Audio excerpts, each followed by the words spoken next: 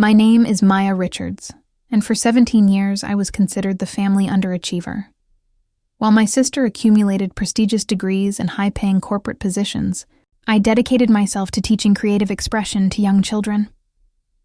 Last week at her graduation celebration, my parents presented her with the keys to an expensive electric vehicle and a luxury downtown apartment in front of 150 guests. They called her the family's greatest achievement. I stood quietly in the back, unnoticed as usual, until a gentleman in a dark gray suit approached me with an envelope.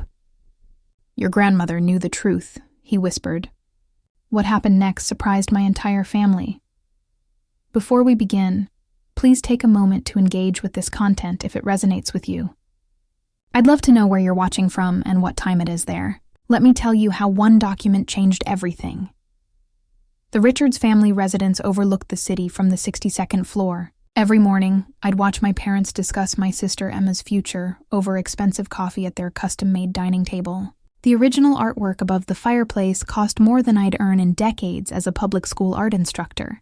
My modest apartment across town had aging fixtures and heating that made unusual sounds. While Emma carried designer accessories that cost more than my annual rent, I transported art supplies in a canvas bag I'd decorated myself during my university years. The difference was obvious, and my parents ensured everyone was aware of it.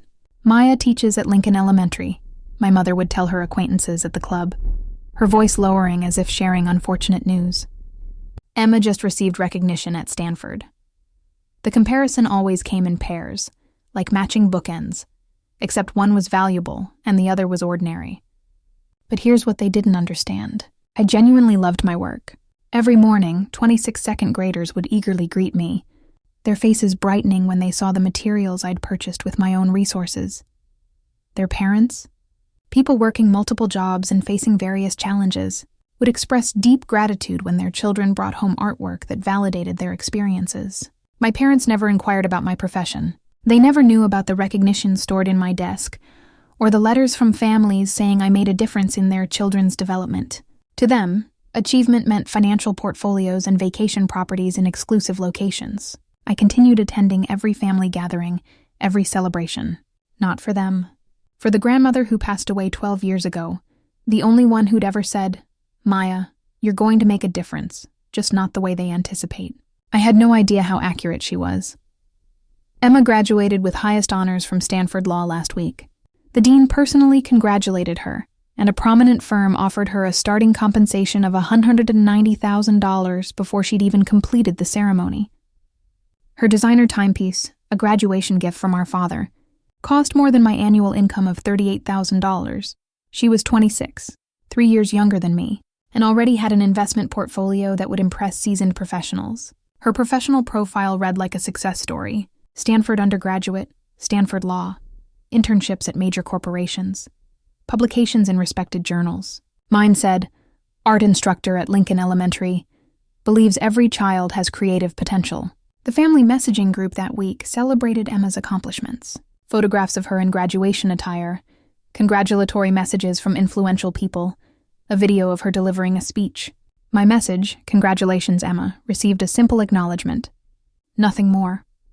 What that same group didn't show: the multiple national education recognition awards in my desk, the Instructor of the Year honors I'd received on several occasions, the art therapy initiative I'd developed that now serves 600 children with various needs across multiple districts. I never mentioned these accomplishments. What would be the purpose? In my family's value system, they were insignificant. The invitation to Emma's graduation celebration came on premium cardstock. Celebrating Emma's exceptional achievement, it read in metallic lettering. At the bottom in my mother's handwriting, "Maya, please dress appropriately." I wore my finest dress, a simple black one from an affordable retailer. Emma would be in custom designer clothing. Some patterns never change, or so I believed. Why can't you be more like Emma? That question followed me through my youth like a persistent shadow. When I brought home strong grades in mathematics, Emma had already advanced beyond her grade level. When I won the state art competition at 16, Emma had just been accepted to Stanford at 17. My accomplishments were minor notes in the narrative of Emma Richards, future legal professional, as my father liked to predict after a few drinks. My mother perfected the technique of selective introduction at social events. "This is Emma, our Stanford law student," she'd announce proudly, her jewelry catching the light. Then, if asked, "Oh, and Maya, she teaches." The pause before teaches stretched like an empty space where disappointment resided. I chose teaching because of Ms. Nakamura, my high school art instructor, who found me distressed in the supply room after another comparison lecture. She said something I never forgot. "Some people construct buildings, Maya. Others develop people. Consider which one endures longer." I wanted to develop people. My parents wanted me to develop wealth. The family photo display told the story more clearly than words. Emma's achievements covered an entire wall section. Diplomas, news articles, photographs with government officials. My section had one photo, university graduation. Even that was partially obscured behind Emma's Stanford acceptance letter, which my mother had framed in an ornate frame. 12 years of professional counseling taught me to stop seeking their validation. But understanding something intellectually and feeling it emotionally are different experiences. So I continued attending, continued maintaining composure, continued pretending their words didn't affect me. From the corner of the hotel ballroom, a man in a dark gray suit observed me. He'd been there since I arrived, and something about his attention felt intentional, like he was anticipating something. The hotel ballroom reflected the kind of wealth that didn't require announcement. 150 guests enjoyed premium beverages from crystal glasses, while expensive delicacies circulated on silver serving pieces that probably cost more than my vehicle. Every detail suggested affluence, from the high ceiling draped in fabric to the floral arrangements brought in from overseas that morning. My father signaled for attention with an expensive pen. Of course, it was expensive, and the room became quiet. "Ladies and gentlemen, we're here to celebrate the achievement that matters most in the Richards family." He gestured toward Emma, who stood in her custom designer gown, looking perfectly composed. "My daughter, the Stanford law graduate, the family's greatest achievement. Singular." I wasn't even a footnote anymore. I was invisible. My mother worked the room, her voice carrying over the background music. "Emma starting at a major firm next month," she told an important guest, then noticing me by the refreshment area. "Oh, that's Maya. She teaches basic art to children." The way she said basic art made it sound questionable. A woman in expensive clothing asked what age group I taught. Before I could respond, my mother interrupted. "Elementary. Very elementary." The woman's expression turned sympathetic. "How nice that you found something you're capable of doing." My phone indicated a message. "Unknown number." The text read, "Don't leave early this evening. Your grandmother left you more than memories." I looked up, scanning the room. The man in the dark gray suit raised his glass slightly. A gesture so subtle only I noticed. My father was back at the microphone. "And now for the real surprise of the evening. Emma." My father's voice carried across the ballroom. "Achievement deserves recognition." He produced a small box from his jacket, and the room collectively showed interest. "The keys to your new electric luxury vehicle." The crowd reacted with surprise. Someone actually applauded. The key device reflected the overhead lighting. An expensive car for a 26-year-old who already owned a premium vehicle. Emma approached the microphone, her expression practiced from years of being favored. "Thank you, Father." She held up the keys like a prize. "The photographer my parents hired?" "Yes, they hired a professional photographer for this. Documented every moment." "But that's not all," my mother added, joining them on stage. She produced an envelope from her designer bag. "Inside this envelope is the ownership document to your new home, a luxury apartment downtown, multiple bedrooms, private outdoor space, and a view of the entire city you're about to succeed in. Multiple millions. For context, that could support my entire school's art program for generations. It could provide therapy for thousands of children who'd never otherwise access it. Instead, it would house one person who already had abundant resources." Emma embraced them both, and the photographer documented enthusiastically. The crowd responded with approval that felt overwhelming. I stood in my corner, unnoticed as decoration, holding my glass so tightly I worried it might break. "This vehicle is just the beginning of what you deserve, Emma," my father said into the microphone. His words carried across the room, across the years of comparison, across every moment he'd looked past me as if I were transparent. The man in the dark gray suit moved closer. Not obviously, just a gradual movement through the crowd that brought him within hearing range. He wasn't watching Emma's moment. He was watching me. My phone indicated another message. "The real events start in 5 minutes. Don't sign anything." "Sign anything? What could I possibly, Maya?" My mother's voice interrupted my thoughts. "Come here, please. We need you on stage." Emma held the microphone confidently, her Stanford law ring catching the light. "I want to thank everyone for celebrating this moment with us," she began, her voice smooth with underlying edges. "Achievement isn't easy. It takes dedication, ambition, and the determination to reach for more." Than she paused, her eyes finding mine. "Basic art activities and participation awards." Uncomfortable laughter rippled through the crowd. Someone whispered, "That's harsh." Another said, "But accurate." "Some people," Emma continued, "are satisfied with mediocrity. They find comfort in modest lives, modest aspirations, modest incomes, and that's acceptable. The world needs people to teach children basic skills, while others of us handle complex legal matters." My face felt warm. 150 pairs of eyes tried not to look at me while definitely looking at me. A woman in expensive jewelry stage whispered to her companion, "Is that the teacher's sister?" Unfortunate situation. But tonight isn't about those who settle. Emma raised her glass. "It's about excellence. It's about demonstrating that with the proper mindset, the proper education, and the proper priorities, anyone can excuse me." The man in the dark gray suit stepped forward. The crowd separated like he carried invisible authority. He was older than I'd first thought, perhaps 78, with silver hair and eyes that had witnessed decades of secrets. "I apologize for interrupting," he said, his voice carrying despite its quietness. "My name is Thomas Patterson. I was your grandmother's attorney for 42 years. My father's expression changed. My mother's glass trembled. "I have something that needs to be addressed this evening," Thomas continued, producing a leather envelope from his jacket. Before any more announcements are made, Emma's expression froze. "I don't think, but I do think," Thomas said. "In fact, your grandmother insisted." My father recovered quickly. He always did when his authority was challenged. "Mr. Patterson, this is a private family celebration. Whatever business you have can wait until actually it can't." Thomas's voice remained calm, but there was strength underneath, especially considering what you're about to do. My father's expression tightened. He knew something. They both did. My parents exchanged a look that lasted a moment too long. As I was saying, my father turned back to the microphone, speaking more rapidly now. "Emma will also be inheriting the entirety of the Richards family estate. The company, the properties, all of it. She's proven herself capable of managing substantial assets." The room responded with congratulations. Emma looked pleased. My mother smiled so widely her expression almost seemed unusual. "Maya, on the other hand," my father continued, and my anxiety increased, "simply doesn't have the capacity for such responsibility. Teaching basic art to children is commendable, I suppose, but it hardly qualifies someone to manage complex finances. Some people build enterprises, others teach basic art." The words felt like physical impacts, which is why my mother joined in, producing another document from her bag. "We need Maya to sign this waiver of inheritance rights. It's what's best for everyone." The crowd went silent.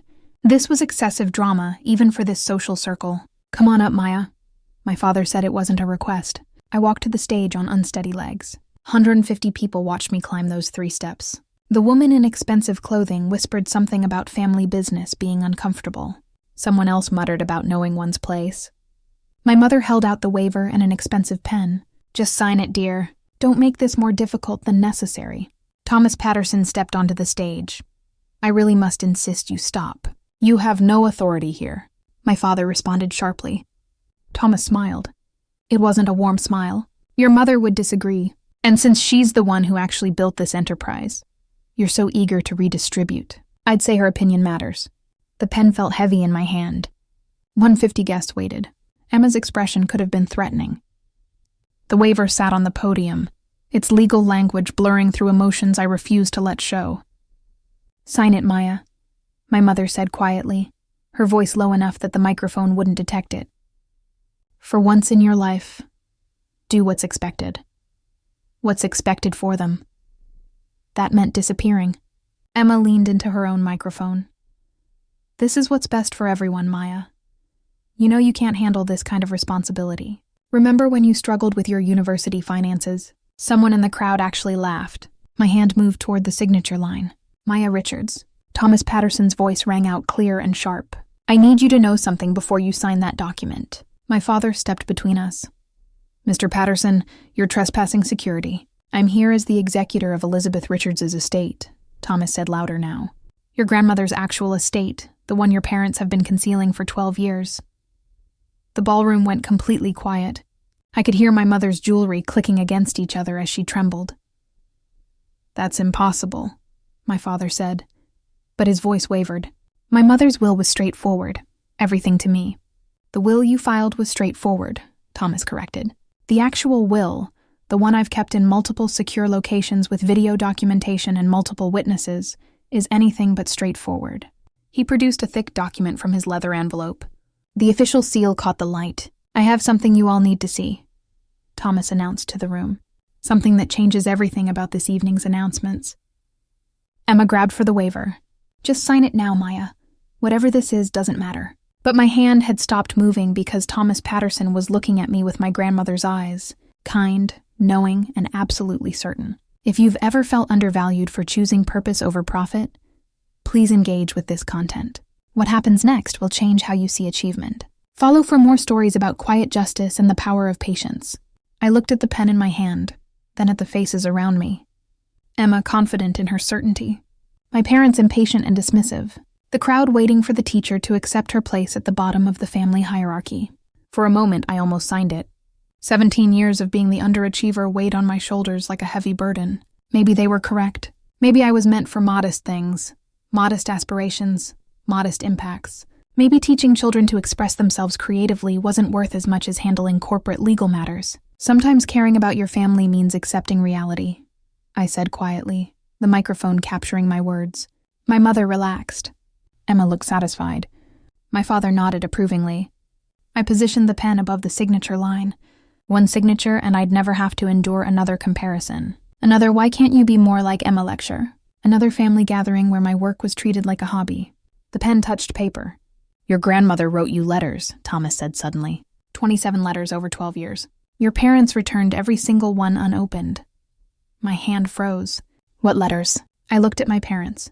"What is he talking about?" My mother's expression had gone pale under her makeup. "It doesn't matter now." "Oh, but it does." Thomas produced a stack of envelopes, aged and yellowed. Elizabeth Richards spent the last decade of her life documenting something very specific, something about her granddaughters. He held up the document again. "The actual will. Before you sign anything, Maya, you should know what your grandmother knew. You should know why she called you the one who would change everything." The pen slipped from my fingers, making noise on the podium. "Show me," I said. "You have no right." My father's voice carried across the ballroom, his face flushing. "Security, remove this man immediately." 2 security personnel started forward, but Thomas raised the document high. "I'd think very carefully before you do that. Interfering with the lawful execution of a will is a serious offense. Everyone in this room is now a witness." The personnel stopped. The crowd murmured. Someone was definitely recording this on their device. My mother tried a different approach, her voice artificially sweet. "Mr. Patterson, surely this can wait until Monday. We're having a family celebration. A celebration where you're pressuring your daughter to sign away her inheritance rights." Thomas's eyebrows rose.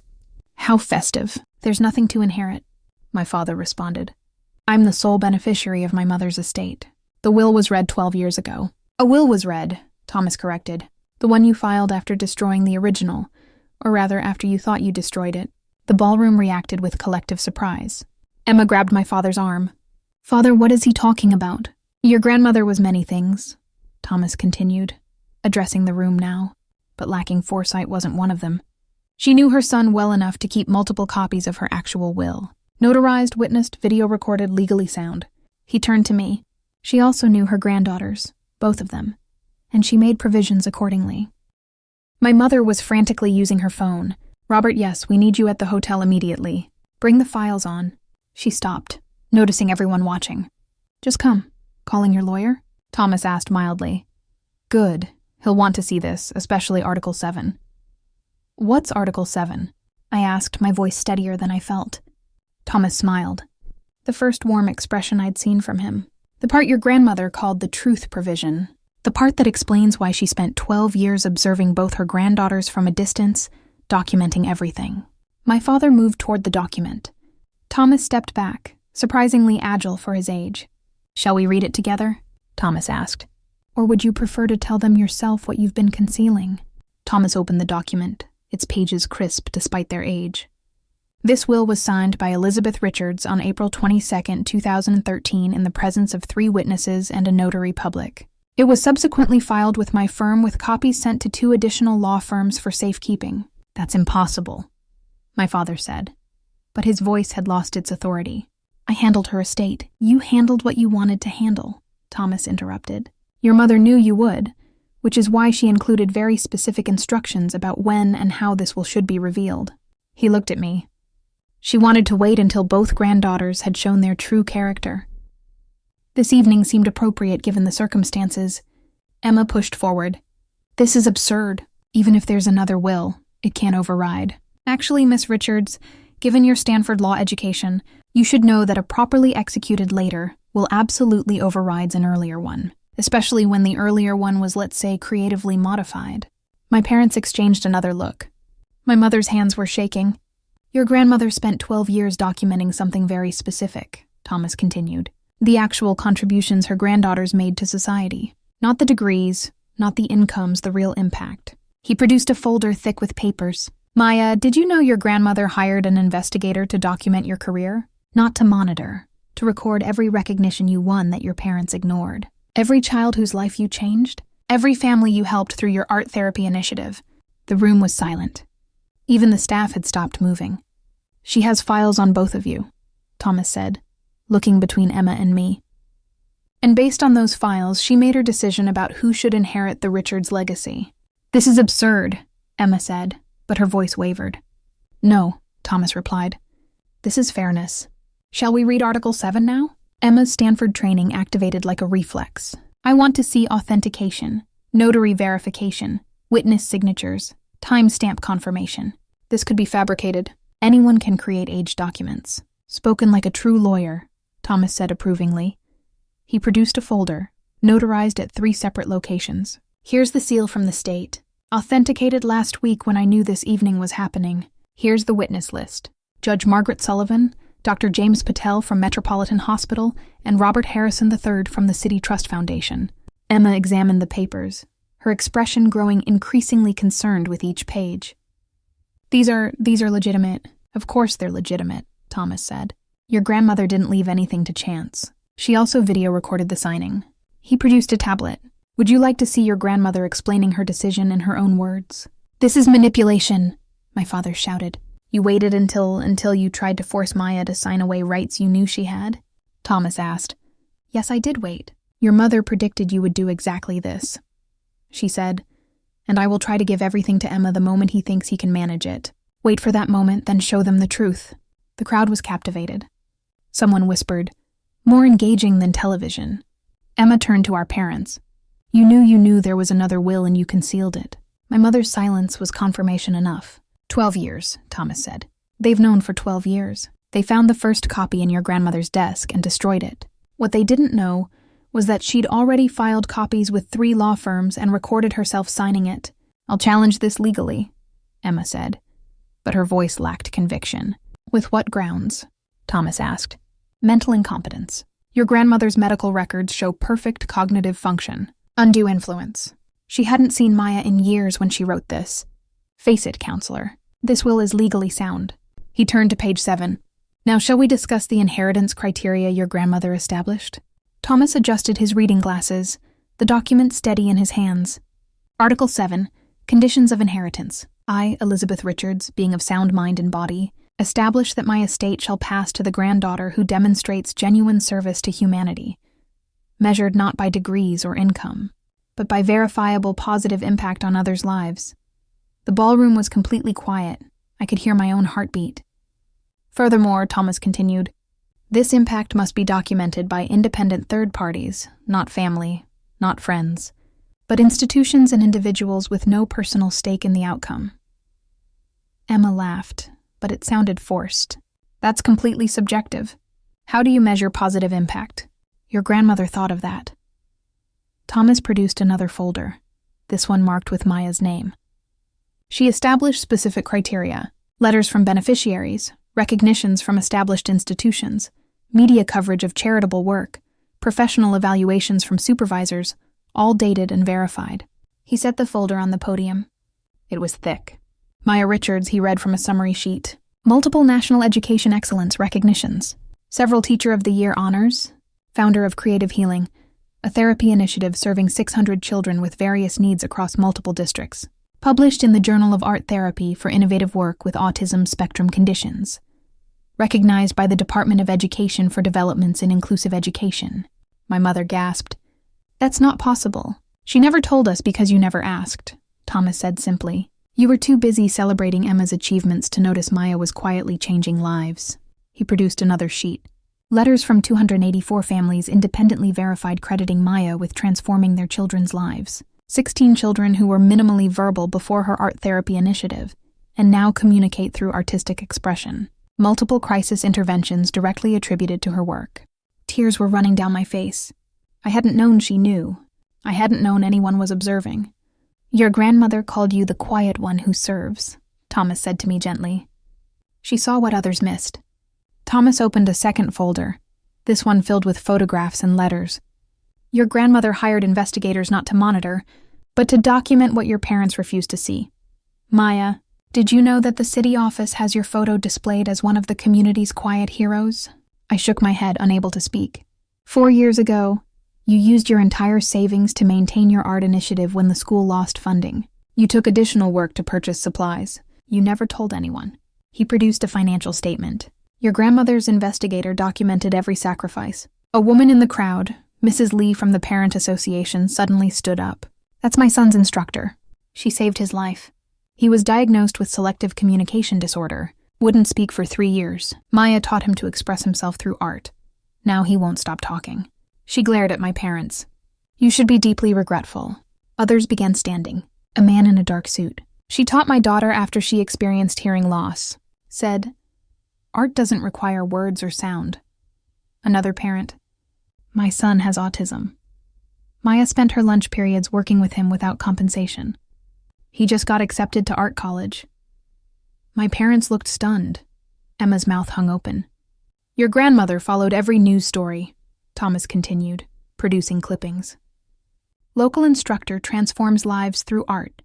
Innovative initiative brings hope to special needs families. The quiet revolution in classroom 203. He looked at my parents. You had every opportunity to know this. You chose not to look. Then he turned to Emma. Now, Miss Richards, would you like me to read your grandmother's assessment of your contributions? Or should we skip to her final decision? Emma's expression was rigid. Read it, Thomas nodded. Very well, but I should warn you. Your grandmother was thorough and honest. Thomas produced Emma's folder. It was noticeably thinner. Emma Richards, Stanford Law, highest honors, law review editor. Starting compensation, $190,000. He paused. Community service mandatory hours required by law school. 45 hours total over 3 years. No voluntary service beyond requirements. Emma's face flushed. I was building my career. You were building your resume. Thomas corrected. Your grandmother noted the difference. He also documented this. In 2019, you volunteered to organize a charity event for underprivileged children. You raised $28,000. He paused. You also charged the charity a $13,000 administrative fee. Surprised reactions echoed through the ballroom. That was legitimate compensation for my time, Emma protested. From a children's charity, Thomas's eyebrows rose. Your grandmother found that particularly revealing. He produced more papers. 2020, you offered services to a homeless shelter. When you discovered they couldn't provide sufficient tax benefits, you withdrew the offer. 2021, you volunteered to mentor students from low-income areas. You attended one session, took photographs for your professional profile, and never returned. My parents were frozen. This wasn't the Emma they'd promoted. Meanwhile, Thomas gestured to my thick folder. Maya has letters from the Department of Education, the National Art Teachers Association, the Autism Society, the Children's Hospital, and he produced an official letter, recognition from National Educational Leadership, commending her for extraordinary service to America's most vulnerable children. He held up both folders. One granddaughter has degrees and income. The other has changed hundreds of lives. Your grandmother's will is clear about which one inherits. But there's more, Thomas said, his voice carrying a weight that made everyone lean forward. Article 7 has a second component, a provision your grandmother called the Integrity Clause. Emma's lawyer had arrived slightly out of breath. Don't say another word, he advised his clients. Oh, I think everyone needs to hear this. Thomas smiled. Sometimes the quietest person in the room is the most capable. If this story affects you, please comment below. Where are you from and what time are you watching? Follow for more stories about quiet justice and the power of patience. Emma's lawyer, Michael Davidson, pushed through the crowd, his expensive suit impeccable despite his rush. This is highly irregular. Any will dispute should be handled in probate court, not at a social gathering. There's nothing to dispute, Thomas replied calmly. I'm simply executing Elizabeth Richards's explicit instructions. She wanted this revealed publicly in front of witnesses, specifically when the family tried to exclude Maya from inheritance. Emma grabbed Michael's arm. Tell them this won't hold up. Tell them I'll sue for defamation, for intentional infliction of emotional distress. For what?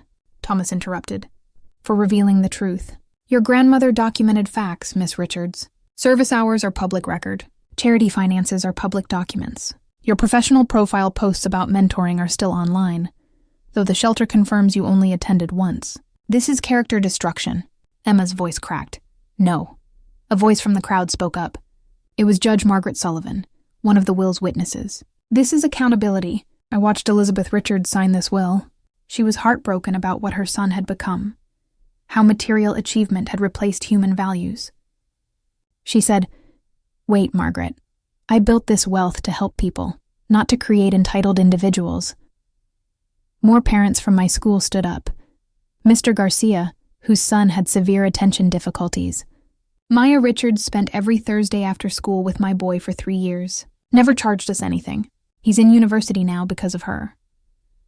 Mrs. Park, my daughter was excluded for her disability. Maya created a whole inclusion initiative through art.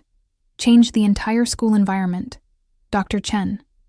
She volunteers at our children's hospital every Saturday. Brings art supplies she pays for herself. Emma looked around wildly. Money doesn't make you valuable, Emma, I heard myself say, my voice steady. Impact does. You manipulated her, Emma accused. You must have Maya hadn't seen her grandmother for 6 years before she died. Thomas stated.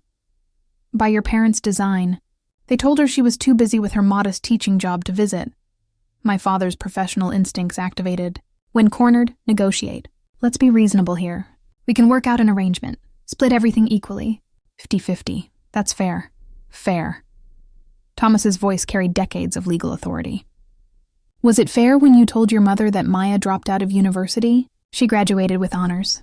Was it fair when you said she was unemployed? She was teaching full-time. Was it fair when you returned every letter she tried to send her? My mother clutched her designer bag desperately, tears affecting her perfect makeup. We only wanted what was best for the family. Emma had so much potential, and Maya didn't. Thomas gestured to the crowd. Half this room can testify to Maya's potential. The difference is she fulfilled hers by lifting others, not by stepping over them. Please, my mother turned to me, desperation cracking her voice. Maya, dear, think about the family reputation. If this gets out, it's already out, someone called. Multiple phones were clearly recording. My father tried one last angle. Maya, you don't understand complex finances. The company needs someone with business experience. The company? Thomas laughed. You mean the real estate enterprise built on your mother's innovations? The ones she developed while teaching at the university, before she knew her son would value property over principles. Michael whispered urgently to my parents. Emma stood frozen, her perfect world crumbling in real time. We can challenge mental capacity, Michael suggested quietly, but his voice carried. Judge Sullivan stood up. I'd be happy to testify about Elizabeth's mental state, sharp as could be. She beat me at chess the day before she died. My father's shoulders sagged. My mother sank into a chair.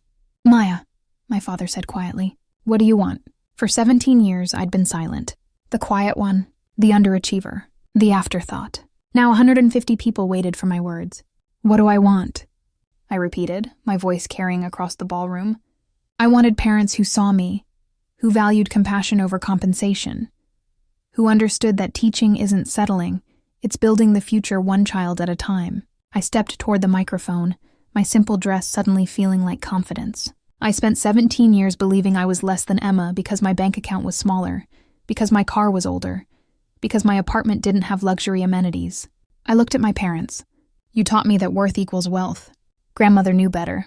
The room was silent, except for someone quietly crying. Mrs. Lee, whose son I'd taught to communicate through art. I don't need your money, I continued, looking at my parents. I needed parents who celebrated my first teaching recognition, the way you celebrated Emma's first achievement. I needed a family who understood that changing one child's life matters more than accumulating billable hours. Emma finally spoke. So self-righteous, so noble. You think you're better than me because you have less money. No, I said simply. I think I'm fulfilled because I'm useful.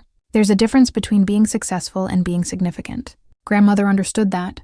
Thomas cleared his throat. Speaking of your grandmother's understanding, there's one more aspect of Article 7 we need to discuss. The conditions for Emma. Everyone turned to him. Your grandmother didn't disinherit you, Emma, Thomas said, but your inheritance comes with requirements. Emma's eyes sparked with hope. What requirements? 2 years of documented public service. Genuine service. Not photo opportunities. Not resume building, teaching, volunteering, authentic contribution to society. Only then do you receive your portion. That's coercion. That's education, Thomas corrected. Your grandmother's final attempt to teach what your parents failed to. That privilege comes with responsibility. But I have one requirement too, I said. And everyone turned back to me. Thomas smiled as if he'd been anticipating this moment. Before you state your requirement, Maya, there's something else. He flipped to the next page. The integrity provision subsection C. He read aloud. Should any beneficiary attempt to pressure, manipulate, or force another beneficiary to forfeit their inheritance, the pressuring party forfeits all claims immediately and permanently. My parents went pale. Emma grabbed the podium for support. Furthermore, Thomas continued, if such pressure occurs in public, witnessed by multiple parties, the forfeited inheritance transfers entirely to the wronged party, activating the emergency trust fund of $12 million, separate from the estate. Michael frantically searched his phone, presumably checking legal databases. That's legally binding. This evening, Thomas gestured to the room. Robert and Jennifer Richards, along with Emma Richards, attempted to force Maya to sign away her inheritance rights in front of 150 witnesses. The conditions of subsection C are met. 12 million. Emma's voice was barely a whisper. Your grandmother was very specific, Thomas explained. She said, if they pressure Maya, and they will, she should have immediate resources to establish her independence. The fund transfers automatically upon documented coercion. He produced a tablet. The transfer was initiated the moment Maya was called to stage to sign that waiver. Your grandmother's financial advisor has been observing via video. Yes, Mr. Richards, the event photographer you hired was actually documenting this for the estate. My father sank into a chair. She planned all of this. She knew you, Thomas said simply. She knew that you'd wait until a public moment to maximize Maya's discomfort, to pressure her into compliance. She knew Emma would support it for her own benefit, and she knew Maya would endure it quietly, as she always has. The company, my mother asked weakly, transfers to a trust with Maya as primary beneficiary and decision-maker. Though, Thomas looked at me. Your grandmother hoped you'd convert it to a foundation. She left suggestions for focusing on art therapy and special education. Emma was crying now. Not composed tears, but the genuine kind that come with real loss. My job offer at the major firm has a morality clause, Michael said quietly. Being party to inheritance fraud, they'll withdraw the offer. The vehicle keys fell from Emma's hand, hitting the marble floor. Michael Davidson, despite being my family's lawyer, had gone pale as he scrolled through his tablet. The legal ramifications are severe. The attempted pressure tonight witnessed and documented constitutes inheritance fraud. The Bar Association will investigate. Emma, your law license application. No, Emma gasped. No, they can't. They can and they will, Judge Sullivan interjected, attempting to defraud a family member of inheritance through public pressure. The Character and Fitness Committee will be very interested. Thomas produced more documents. The estate accounts were frozen 45 minutes ago, the moment the pressure began. Court orders signed by Judge Martinez, who's been monitoring the situation remotely. He held up papers with official seals. Robert Richards, your access to the company accounts is suspended pending investigation. The residence, the vacation property, the portfolio, all frozen. You can't do this, my father protested. I'm not doing anything, Thomas replied. I'm executing Elizabeth Richards's explicit instructions. She wrote, if Robert tries to take from Maya, and he will, stop him immediately and publicly. My mother's phone rang. She answered with shaking hands. Hello. What do you mean frozen? All of them? She looked at my father. The credit cards aren't working. The apartment? Emma asked desperately. The one you just gave me was never theirs to give. Thomas said it's part of the estate which now belongs to Maya. Someone in the crowd whistled low. Multiple millions plus the company valued at 28 million, Thomas added, plus the liquid assets of approximately 14 million, plus the art collection your grandmother was quite the collector valued at 5 million. $47 million Emma's legs gave out. Someone pushed a chair under her that Maya's parents tried to take from her. Judge Sullivan said loudly, ensuring the recording phones captured every word. This is why Elizabeth Richards wanted witnesses. The crowd was buzzing. This would be all over their social circle by morning, all over the internet by midnight. The vehicle? Emma asked in a small voice. Purchased yesterday with estate funds, Thomas confirmed. It'll be returned to the dealer Monday. Every symbol of achievement my parents had displayed was built on deception, on taking from the daughter they deemed unworthy. Emma Richards, Stanford Law highest honors, the favored child who'd never failed at anything, broke down completely. Her perfect makeup ran in streams down her face as she sobbed. Not the delicate tears of earlier, but raw, broken sounds. I don't understand, she gasped between sobs. I did everything correctly. Perfect grades, perfect school, perfect job. Perfect is not the same as good, Thomas said gently. Your grandmother wrote about you. Emma has every advantage but empathy, every skill but kindness. Maybe losing everything will teach her what gaining everything never could. Emma looked at me through her tears. For the first time in our lives, she looked at me, not through me, not past me, but at me. You knew, she whispered. You knew you were valuable, and you never said anything. I didn't know about the will, I said honestly, but I knew my worth wasn't measured in income. You taught me that, actually. Watching you chase money while missing meaning, you taught me what not to value. Emma's voice broke. I've never actually helped anyone, have I? Not really. Not without expecting something back. The room was silent.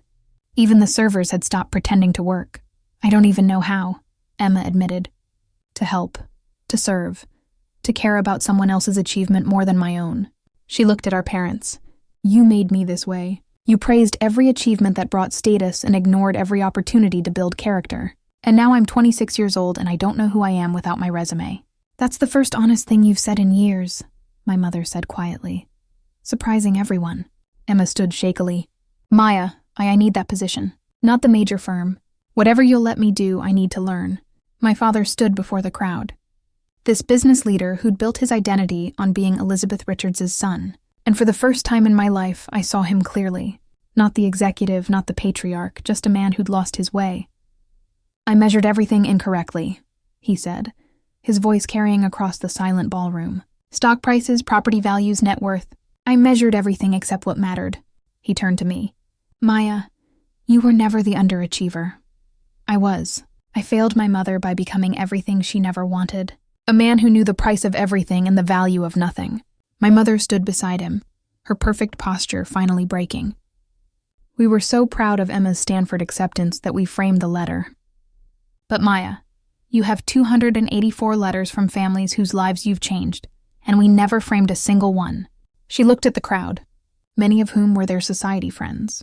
We taught our daughters that appearance matters more than substance, that wealth matters more than worth. We were incorrect. Someone started applauding, Mrs. Lee. Then another parent joined. Then another. Not for my parents' confession, but for the truth finally being spoken. The irony, my father said, laughing bitterly, is that my mother built this wealth as a teacher, a university professor, who developed 3 innovations that changed the industry. She never cared about the money. She cared about the knowledge. And I forgot that. He looked at Thomas. She tried to tell me, didn't she? All those years, she tried to redirect me toward meaning instead of money. Every week, Thomas confirmed. She'd say, Robert, you're building a monument to nothing. Maya is building lives. We measured achievement in income, my mother said, looking at me when we should have measured it in lives changed. The photographer, who apparently worked for the estate, captured everything. The truth finally exposed, documented for history. My father straightened his shoulders. Maya, we don't deserve forgiveness, but we're asking for it anyway. I stood at the podium looking at my family, broken, exposed, finally honest, and made my decision. I accept the inheritance, I said clearly. All of it, as grandmother intended. Emma's sob cut through the air. But, I continued, I also accept her vision for it. The company will become the Richards Foundation for Art Therapy and Special Education. The buildings will house initiatives, not profits. The money will support teachers, not business deals. I turned to Emma. You want to learn to serve? You'll start Monday. Modest wage working with our most challenging kids, the ones who have behavioral difficulties, who communicate differently, who struggle. You'll help manage their challenges and celebrate their breakthroughs.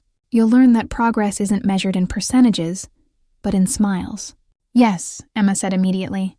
Yes, anything. 2 years, I said. Not because the will requires it, but because that's how long it takes to understand that teaching isn't about you. It's about them. If you last 2 years, genuinely last, not just show up, then you'll receive your inheritance. As grandmother outlined, I face my parents. Forgiveness doesn't mean forgetting. It means choosing to move forward.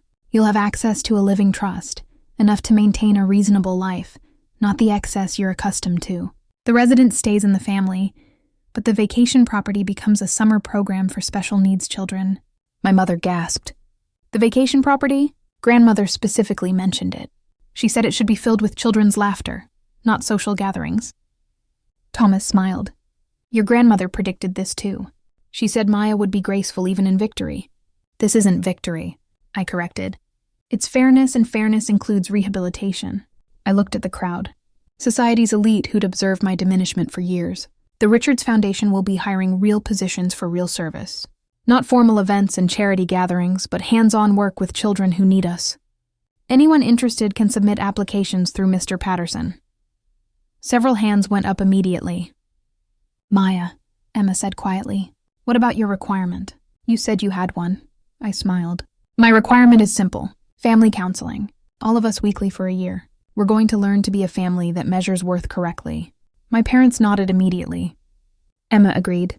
Your grandmother would be proud, Thomas said softly. She knew this would happen. I realized all of it. Every detail, Thomas confirmed. She said Maya will teach them what I couldn't.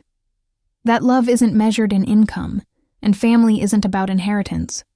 It's about inheriting values worth passing on. 8 months later, the Richards Foundation for Art Therapy and Special Education served 2,400 children across 6 states. The vacation property hosted its first summer program with 45 kids who'd never experienced the beach. The residence ballroom, where my parents once held society gatherings, now echoed with children's laughter during weekend art workshops. Emma lasted the first month by sheer determination. The second month challenged her. A 7-year-old with autism had a crisis moment, threw art supplies everywhere, including in Emma's hair. She cried in the supply room. I found her there covered in blue paint, and she laughed. Really laughed for the first time in years. He was trying to paint the sound of joy, she said. He told me blue sounds joyful. Now she runs our sensory art initiative. She's excellent at it. That Stanford brain finally serving something meaningful. Her income is $40,000 a year. She drives a practical sedan. She's never been happier. My parents volunteer every Wednesday. Dad reads to kids while Mom helps with art activities. Last week, a child hugged my mother and left paint handprints on her blouse. She wore those handprints the rest of the day like badges of honor. The foundation has 55 full-time teachers, all paid $58,000 minimum, a living wage for doing life-changing work. We've partnered with 18 hospitals, 35 schools, and countless families who never thought their children would communicate until art gave them a language. The major firm called last month. They wanted Emma back, said they'd reconsidered. She laughed and declined. I have blue joy to paint. She told them. Thomas Patterson serves on our board. He says grandmother would be amazed at what we've built. I disagree. I think grandmother knew exactly what would grow from the seeds she planted. I still teach at Lincoln Elementary. Same classroom, same kids who need me, same $38,000 income from the school. The only difference is that now I can purchase all the supplies we need. Every child gets their own workspace, their own materials, their own chance to show the world their inner light. My grandmother knew that true inheritance isn't money, it's impact. She spent 12 years observing from a distance, documenting not our achievements, but our choices. She saw Emma choose status over service. She saw my parents choose appearance over authenticity. And she saw me choose purpose over profit. The will wasn't about punishment or reward. It was about alignment. Putting resources in the hands of someone who'd use them for others, not themselves. Grandmother didn't leave me millions. She left me the means to multiply compassion. Last week, Emma and I went through grandmother's letters, the ones my parents had returned.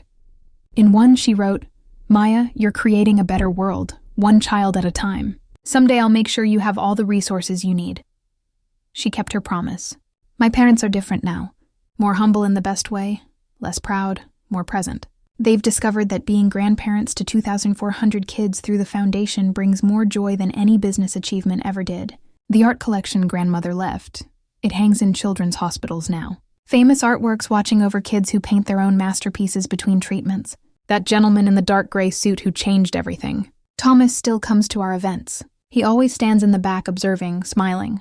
Last week he told me, "Your grandmother said you'd know what to do with the money." He said, "Maya already knows the difference between having wealth and being wealthy." He was correct. I am wealthy, not because I inherited 47 million, but because I inherited the understanding of what to do with it. Money is just paper and numbers until you transform it into changed lives. That's the real inheritance my grandmother left. Not a fortune, but a purpose for it. If this story reminded you that your worth isn't determined by others' opinions, please share it with someone who needs to hear it today. Follow for more stories about quiet justice and the power of patience. Comment below. Have you ever been undervalued by those who should have seen your worth? Remember, sometimes the quietest person in the room is the most capable.